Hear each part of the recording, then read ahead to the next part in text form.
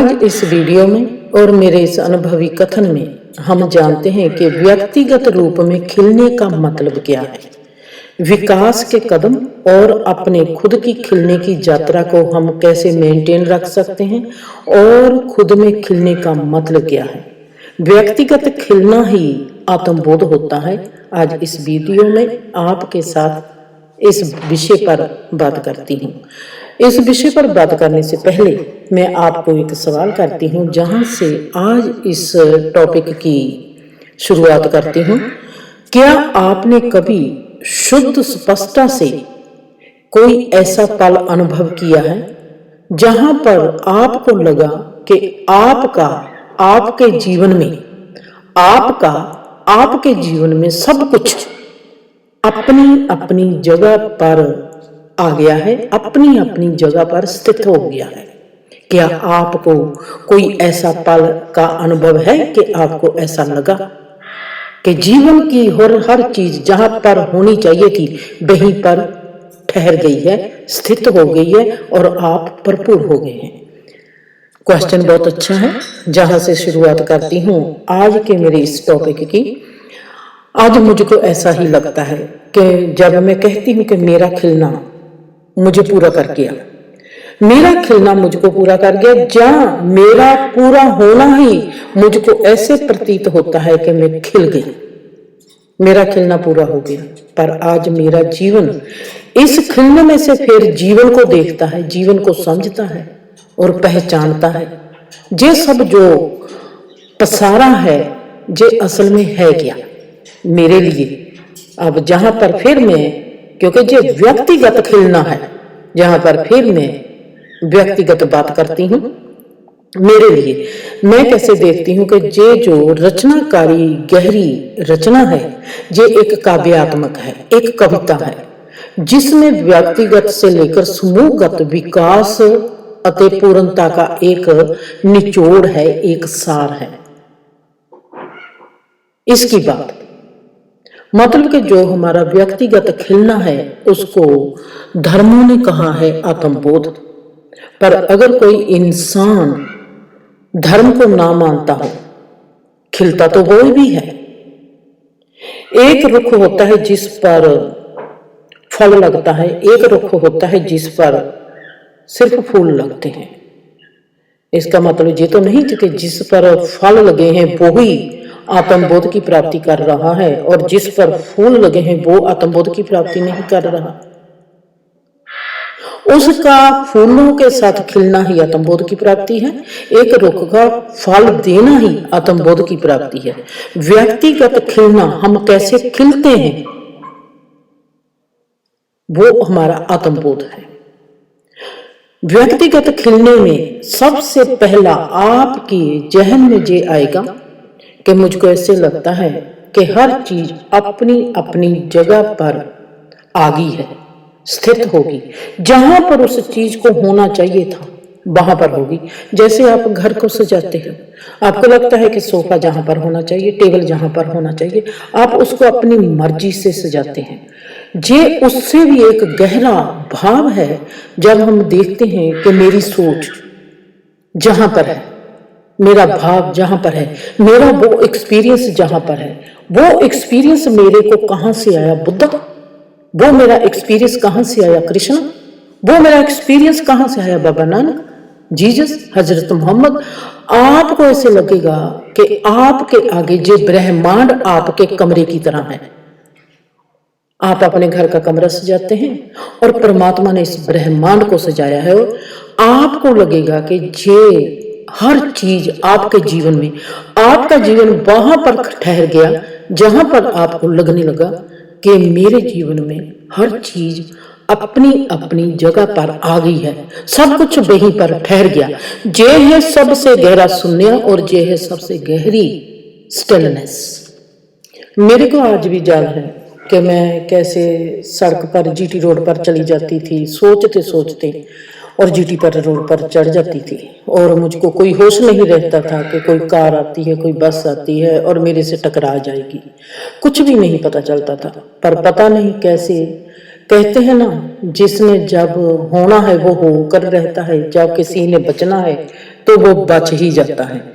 ऐसा ही जीवन का जो खेल है, जो होना है होकर रहता है, जो नहीं होना वो कभी होता नहीं। ऐसे ही है कि मेरे में वहां पर जैसे मैं सोचती जाती थी और मेरे में यही सदा रहता था, मैं कहाँ हूँ, मैं क्या हूँ, मैं जहाँ पर क्यों हूँ, ये सड़क क्या है, ये जो आला दुआला मैं देखती हूँ, मेरे चारों तरफ जो संसार है, ये जो पसारा फैलिया हुआ है, ये क्या है।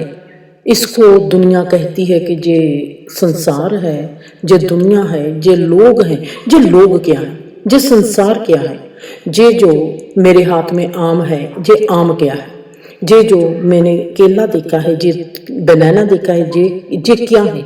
हर चीज मेरे आगे अपना रूप लेकर मेरे को सवाल बनाकर देखती थी, कहती थी मेरे को पहचान कि मैं क्या हूं। मेरे को कोई पहचान नहीं आती थी तो मैं क्या करती।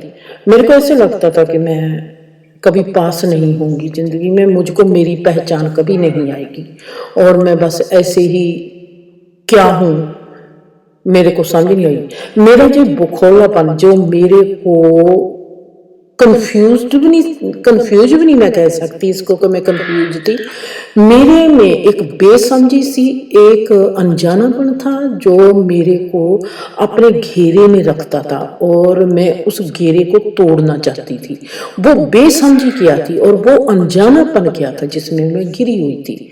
जब मुझको पता लगता है आज के मेरा व्यक्तिगत खिलना जैसे अपनी जगह पर आ गया, मैं अपने चारों तरफ देखती हूँ कि मेरे में कितनी एक मौज सी है, एक एहसास सा है जिसके भीतर बहुत ही बड़ा संसार छुपा हुआ है और जिसके भीतर एक हंसी है, जिसके भीतर एक सब्र है, जिसके भीतर एक बहुत ही बड़ा एक ऐसा एहसास है जो कहता है कि मैं इस तमाम ब्रह्मांड को अपनी आगोश में ले लूंगी।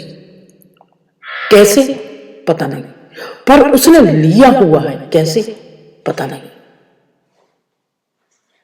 मेरा ये जो व्यक्तिगत खिलने की अवधारणा है, कॉन्सेप्ट है, मैंने अब इसको अपने को बरकरार रखना है। मेरे को बहुत सवाल पूछा गया है आत्मबोध के बारे में। मेरे को पता नहीं चलता था कि मैं कैसे इस बात का बयान करूं, फिर मैं छोड़ देती हूं। जिस दिन कुदरत ने जे चाहा तो वो अपने आप ही उस सब्जेक्ट को आगे ले आती है। आज जे वक्त है, कुदरत ने इस सब्जेक्ट को मेरे आगे लेकर आया और मैं आप लोगों के आगे लेके आई हूँ। व्यक्तिगत खिलने की जो अवधारणा है, कॉन्सेप्ट है, व्यक्तिगत खिलना पूरी तरह से विकास और आत्म खोज के बारे में ही होता है। एक फूल की तरह प्रत्येक व्यक्ति को आगे बढ़ने का, विकासित होने का, अपने पूर्ण स्वरूप में खिल जाने की एक योग्यता होती है हर व्यक्ति में। हर यात्रा हर किसी के लिए अनोखी होती है। हर एक को लगता है कि वाह, ये तो यात्रा शायद मैंने ही पहली बार की है। फिर उसका ध्यान जाता है कृष्णा, बुद्धा, नानक, कबीर, फरीद, हजरत मोहम्मद, जीसस, उन लोगों की तरफ जाता है जिन्होंने इस यात्रा के बारे में बात की है। फिर वो ढूंढते हैं। मैं कहूं कि जहां से जब हमारे भीतर कुछ खिलने लगता है और हमको उसकी तलाश होने लगती है, जब हम ऐसे खिलने की तलाश को समझने के लिए किसी धर्म की जगह की, किसी गुरु की तरफ, जहाँ किसी पीर पैगंबर की तरफ जाते हैं, जहाँ परमात्मा की तरफ जाते हैं, तो जहां से हमारे में एक सन्यासी पैदा होता है। हर यात्रा हर किसी के लिए अनोखी है। हर यात्रा का देखने का तरीका हर किसी के लिए, इस संसार को, ब्रह्मांड को देखने का तरीका हर किसी के लिए अलग सा है। व्यक्तिगत खिलने का जो विकास है उसमें दो चीजें बहुत ही आधारित हैं। एक है कि उसमें बहुत ही गहरी सुंदरता है। इंसान हर वक्त सुंदरता में घिरा रहता है।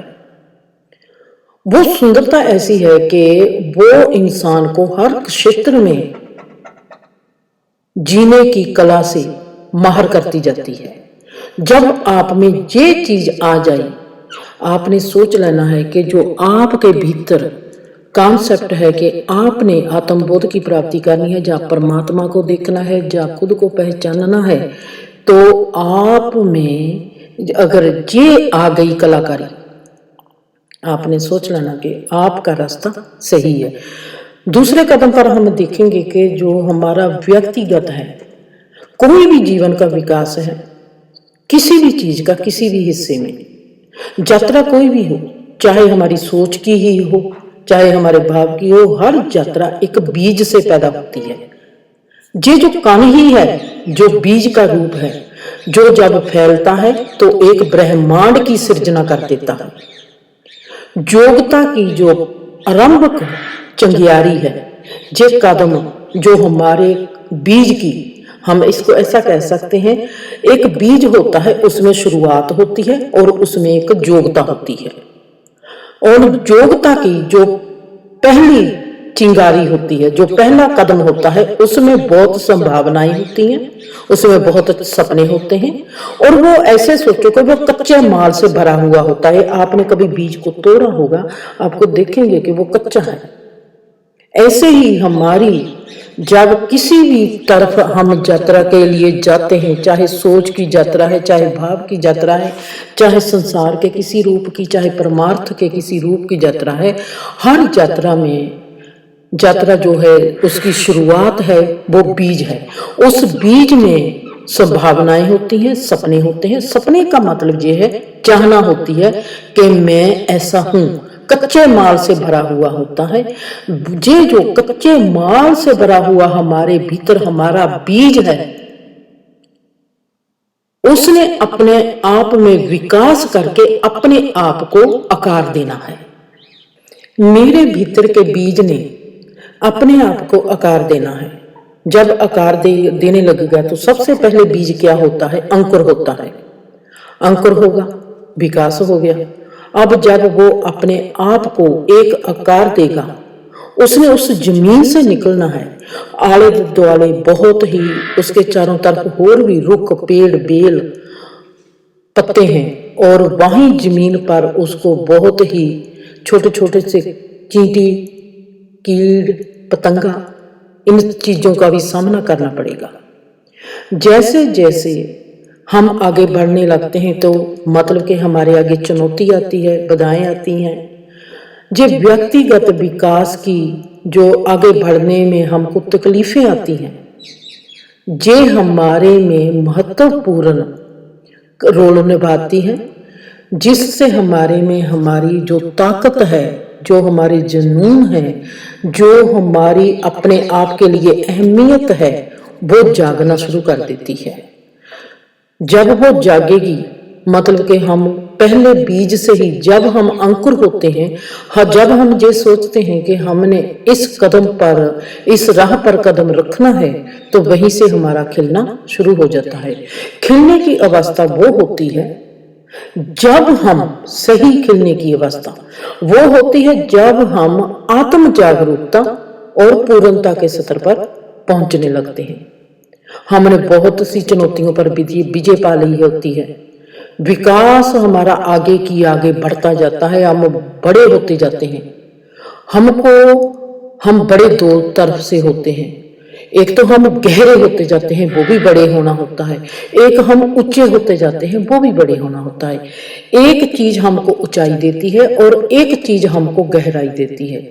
जो चीज हमको ऊंचाई देती है उसको ज्ञान कहते हैं, जो चीज हमको गहराई देती है उसको भक्ति कहते हैं। इस बात को ध्यान में रखना। खिलने की अवस्था वो होती है जब हम आत्म जागरूकता और पूर्णता के स्तर पर पहुंच जाते हैं। हमने अपनी चुनौतियों पर विजय पाई है। पूर्णता और संतुष्टि की भावना हमारे में पैदा होने लगती है। जब हमारे में पूर्णता और संतुष्टि की एक भावना पैदा होने लगती है, अब जहां से हमारी एक धार्मिक यात्रा शुरू होती है। इसको कहते हैं हम धर्म के रास्ते पर हैं। इससे पहले जो भी हमने किया, हमने खुद को समझने और जानने के काबिल बनाया है। वो हमारी धार्मिक यात्रा नहीं है। वो हमने अब हमारे हाथ में बीज है, हम बीज को साफ करते हैं, धोते हैं, और कभी कभी कई बीज ऐसे होते हैं जैसे मूंगफली है, उसको 24 घंटे पहले पानी में भिगो कर रखते हैं। पहले हमने तैयारी की है कि ये बीज है, ये मेरा टाइम है, ये जमीन है, हम अनुकूल वातावरण की कोशिश करते हैं कि हमको अनुकूल वातावरण प्रोवाइड किया जाए। वो है हमारी शुरुआत, जिसको हम कहते हैं हमने ध्यान करना है, हमने योगा करना है, हमने पूजा करनी है, हमने पाठ करने हैं। वो सब उस चीज की तैयारी होती है। जब हमारे में पूर्णता और संतुष्टि की भावना पैदा होने लगती है, मतलब कि हमारी अब जो सही धर्म का यात्रा है वो शुरू होगी, खिलना होने लगा है, क्योंकि हमारे में आत्म जागरूकता आ गई। हम पूर्णता के उस सत्र पर हैं, हमने अपनी चुनौतियों को देख लिया। अब हमारा जो विकास है वो आगे की ओर बढ़ता जा रहा है। हम खिलने लगे हैं, हम खिल रहे हैं। अब हमने अपने इस खिलने का जो हमारा बीज है, बीज था, जो अंकुर हुआ, जो अब फूल बनने लगा है, और जो फूल है वो कैसा फूल है, अब हमने उस फूल की पहचान करनी है। इसको कहते हैं आत्म जागरूकता और आत्म निरीक्षण। अपने खिलने को पहचानने से पहला कदम आत्म जागरूकता के माध्यम से होता है। हमने अपने क्या करना है, अपनी अहमियत, अपने जुनून, मतलब कि अपने हाव भाव, हमारे गुण रूपता क्या है, हमारी शक्ति क्या है, हमारे पास कौन सी ताकत है, उस पर विचार करने के लिए अब हम आगे बढ़ेंगे। क्या चीज वास्तव में ही आपको जीवंत और पूर्ण महसूस करवाती है? वो कौन सी चीज है जिसको देखकर आपको ऐसे लगता है कि मैं जीवित हो गया, मैं पूर्ण हो गया, पूर्णता महसूस होती है? आपने कोई ऐसी सोच सोची है जो आपको इसका लगता है कि ये सोच मेरी है, और ये सोच ही मेरी राह है, और ये सोच ही मेरा मार्ग है? आप उसको जीवित देखने लगते हैं, अब उसको आप आकार देने लगते हैं। मतलब यह हो जाता है जहां पर आकर के हम खुद के स्वभाव में आकर बैठ गए। जब मैं अपने आप को पूर्ण रूप में जीवंत और पूर्ण महसूस करने लगी, मुझको लगा कि वाह, ये जिंदगी पहले कहां थी। मतलब कि मैं अब खुद के स्वभाव में बैठ गई। अब हमारी खुद से पहचान होने लगेगी। जो मेरी धर्म की यात्रा है, जिससे मैंने देखा कि मेरे में आत्म जागरूकता पैदा होने लगी है, मैं आत्म निरीक्षण करने लगी हूं। अब मुझसे, मतलब कि मैं अपने स्वभाव में बैठ गई। अपने स्वभाव में जब मैं बैठ गई, तो अब जहां से खुद में बैठकर मेरी खुद की ही पहचान होने लगेगी। जब मैं खुद में ही बैठकर खुद की ही पहचान करने लगूंगी, इसको कहते हैं बौद्धिक यात्रा। इस बौद्धिक यात्रा में क्या होता है, हम अपने जुनून को, हाव भाव को, हम अपनी ताकत को, हम अपने आप को पहचानने लगते हैं, क्योंकि ये हमारी बौद्धिक यात्रा है, जहां पर हम क्षत्रिय बन गए, जहां पर हमारा क्षत्रियपन हमारे भीतर उठा। अब हमने अपने जुनून और ताकतों को देखना है कि उसमें कौन सी संभावना है, वो कौन सी संभावना है जो विकास की यात्रा में हमारे में सबसे पहला काम करेगी। अब हम उन सब की पहचान करने लगते हैं। ये वो क्षेत्र है जहां हम स्वाभाविक रूप में ही अपने आप में चीजों को फलता फूलता देखने लगते हैं। सबके साथ, जहां पर सबसे पहली बात हमारे साथ घटना एक घटेगी, हम सबसे पहले देखेंगे कि हम सबसे जो भी चीज हमको दिखाई देती है, चाहे वो घर का है, चाहे वो बाहर का है, चाहे वो अपना मुल्क है, चाहे बाहर का मुल्क है, चाहे वो अपना धर्म है, चाहे बाहर का धर्म है, कुछ भी है, हम ऐसा देखेंगे कि मैं इसके साथ, ये मेरा है, मेरापन। आप ऐसा नहीं कहेंगे कि ये परिवार मेरा है, आप ये कहेंगे कि ये संसार मेरा है। आपको ऐसा लगेगा कि आप हर एक इंसान के साथ, हर एक चीज के साथ एक हो रहे हो। बौद्धिक यात्रा में जब हम अपने आप की पहचान करने लगते हैं, जहां पर एक घटना आपके साथ जरूर घटेगी कि आप एक रूप भाव को देखने लगेंगे, आपके भीतर एक रूपता का भाव जागने लगेगा। इन्हें पहचानना ही हम कहेंगे कि जब एक रूपता का भाव आप में पैदा हो गया, मतलब कि आपकी बौद्धिक यात्रा सही है और आपको व्यक्तिगत विकास के लिए अब जे जो एक रूपता है जे आगे लेके जाएगी। जैसे जैसे हम आगे बढ़ते जाते हैं तैसे तैसे ही हमारे को वातावरण बहुत अच्छा चाहिए, जो हमारे को समझे और हम जिसको समझे। हमारे को ऐसा सत्संग चाहिए जो हमारे अनुकूल हो, मतलब कि हम अपने हाव भावों को बदा फूलता दिखे। हमारे विकास का हमको अब पालन पोषण करना होगा। पालन पोषण कैसे होगा? हमारे को मददगार वातावरण मिले। अब हमारी वो यात्रा की शुरुआत होगी जिसके बारे में हमने सदा सुना है पर कभी पहचाना नहीं। जब हम जहां पर हम अपने आप में शुद्ध रूप में असली साधक बन जाएंगे। विकास कभी भी अकेले होता नहीं। सत्संग, अब जहां पर हमको सत्संग चाहिए, सत्संग वो होता है जो हमारे में उत्साह पैदा करे, साहस पैदा करे, दिलेरी पैदा करे, मोहब्बत पैदा करे। कहते हैं जैसी संगत वैसी रंगत।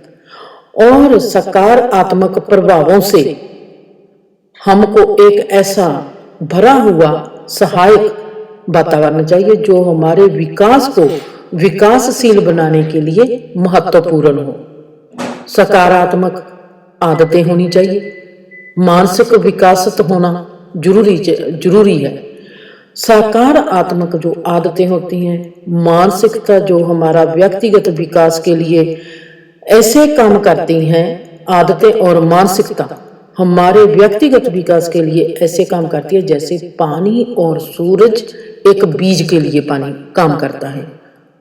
हमारे में जागरूकता, हमारे में शुक्रिया अदा और निरंतर सीखने की जो हमारे में फिर रूल्स बनते हैं, अनुशासन बनता है, जे हमारे में आने लगेगा।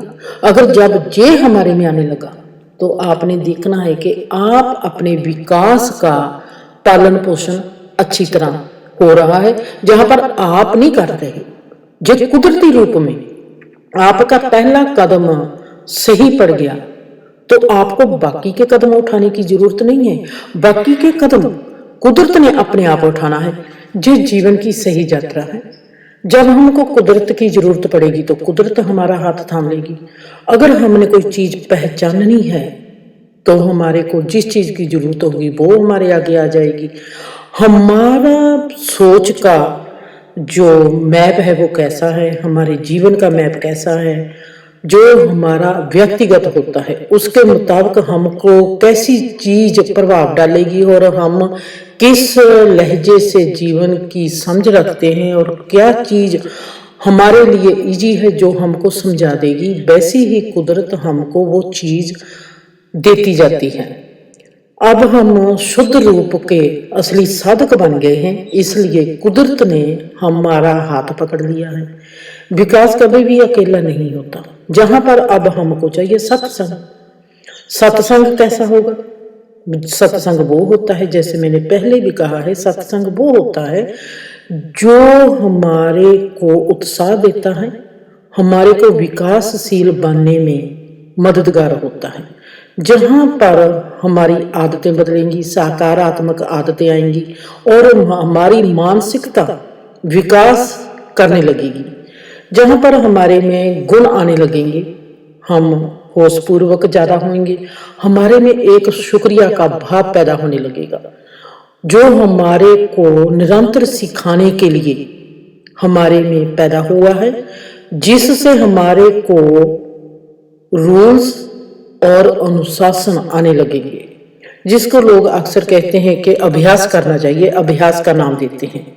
जब हमको कोई भी चीज हमारे को करनी पड़ती है वो अभ्यास नहीं होता। जब हमारे में अपने आप होने लगती है, जब हमारे में कुदरती रूप में अभ्यास होने लगता है, वो सही अभ्यास होता है। अगर राह सही है तो रूल जो है वो खुद ब खुद आने लगेंगे और हमारे भीतर हमारे लिए बनने लगेंगे, और हमारा जीना भी अपने आप में ही अनुशासन को ग्रहण करने लगेगा। हमको खुद को कोई अनुशासन देना नहीं पड़ता, हम खुद ही कुदरती रूप में अनुशासित होने लगते हैं। ये है सही मार्ग की निशानी और विकासशील मार्ग की निशानी। जब हम अपनी इस व्यक्तिगत विकास के लिए आगे बढ़ते हैं, ये है हमारी एक आत्मबोध की यात्रा कि हम अपने आत्मबोध की तरफ जा रहे हैं। हमारा व्यक्तिगत विकास कैसे होगा? जब हम आत्मबोधी हो जाएंगे, जहां पर हमारे कर्म आगे आएंगे, हमारी धारणाएं आगे आएंगी, चुनौतियां बनकर हमारे आगे आएंगी, हमारे रिश्ते चुनौती बनकर आगे आएंगे, हमारे जीवन में तकलीफों का सामना करना पड़ेगा। जो सिर्फ इंसान को ही नहीं, हर जीव को अपनी यात्रा में तकलीफों का सामना करना ही पड़ता है। आम तकलीफों में हम देखेंगे कि हमारे में आत्म संदेह प्रकट होता है। हम जितनी भी मर्जी किताबें पढ़ी हो, चाहे धर्म की किताबें पढ़ी हो, चाहे हिस्ट्री पढ़ी हो, धर्म की हिस्ट्री पढ़ी हो, आम हिस्ट्री पढ़ी हो, उसका कोई भी फर्क नहीं पड़ेगा, क्योंकि प्रैक्टिकल और पढ़ना ये दोनों अलग अलग चीजें हैं। हमारे में नाकामयाबी का डर सदा ही रहेगा, और बाहरी जो दुआ है घर बार के, संसार के, समाज के, वो भी इसमें शामिल होंगे जो हमारे लिए रुकावटें बनती हैं। अगर हम अपने इन तकलीफों को पहचानेंगे नहीं तो हम इनका हल कैसे ढूंढेंगे? हल ढूंढने के लिए हमको हमारी तकलीफों की पहचान होनी चाहिए, तो ही हम अपनी तकलीफों से आगे निकल सकते हैं। अब हमने खुद के नकारात्मक स्वभाव को समझना है। जे हमारा नकारात्मक स्वभाव जो है ये क्यों है और इसके कारण क्यों है? रुकावट हो या कोई असफलता, ये सब किसी ना किसी धारणा की वजह से होती है। क्योंकि जब जीवन का बहाव है और जीना हमारा बहता ही रहता है, अगर नहीं बहता मतलब है कि अगर नहीं बहता तो उसमें कोई धारणा है जो रुकावट बन के खड़ी है। अब हमने उस धारणा को पहचानना है। वो रुकावट के रूप में हम उसको देख लेते हैं या धारणा के रूप में देख लेते हैं। हमारी कोई भी सोच जिससे हम कहें कि यही सोच सही है, वो हमारी रुकावट बन जाएगी। क्योंकि जीवन जो है ये स्मूथ है। अगर आप कहीं पर अटक गए हैं, जरूरी नहीं कि आपकी सोच सही हो, जरूरी नहीं कि मेरी सोच सही हो।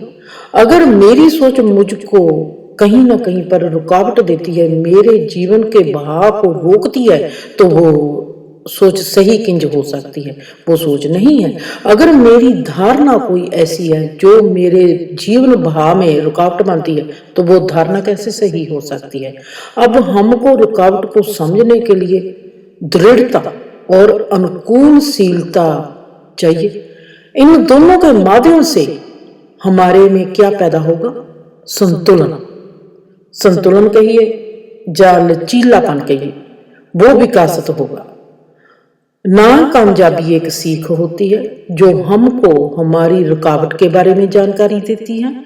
जब हम इस बात को स्वीकारने लगते हैं तो हम खुद के विकास के प्रति वफादार हो जाते हैं। ये बहुत ही बड़ा मेरा ऐसे है और मैं इसको आगे लेके नहीं जा सकती, इसलिए मैं अपने इस ऐसे को 2 पार्ट में बांटती हूँ और अगला पार्ट हम अगले पार्ट में देखते हैं। खुश रहो।